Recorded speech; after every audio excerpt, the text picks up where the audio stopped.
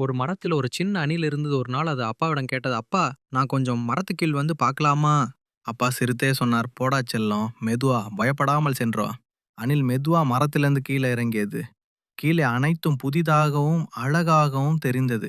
ஒரு சிறிய பூ காட்டில் மெதுவாக அசைந்து கொண்டு இருவத்தை பார்த்தது. பூ அசைவது போல அணில் கைகளால் நடனமாடத் தொடங்கியது. பின்னர் அணில் வானத்தில் பறவைகள் கூட்டம் பறப்பதைக் கண்டது. பறவைகளை பார்த்ததும் மிகவும் மகிழ்ச்சியுடன் அனைவருக்கும் காலை வணக்கம் என்று கூறியது. சிறிது நேரம் நடந்த பிறகு திடீரென்று பசி எடுத்தது. அங்கு ஒரு பப்பாளி பழத்தை கண்டது. பப்பாளி பழத்தை நிறைய நல்லா சாப்பிட்டு மிகவும் மகிழ்ச்சியாகவும் வயிறு நிறைவாகவும் இருந்தது.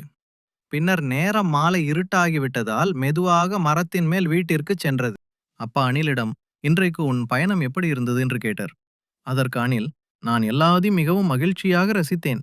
இன்று போலவே நான் தினமும் கீழே சென்று எல்லாவற்றையும் மெதுவாக கற்றுக்கொள்ள விரும்புகிறேன்" என்று கூறியது. அப்பா மகிழ்ச்சியுடன் ஒப்புக்கொண்டார்.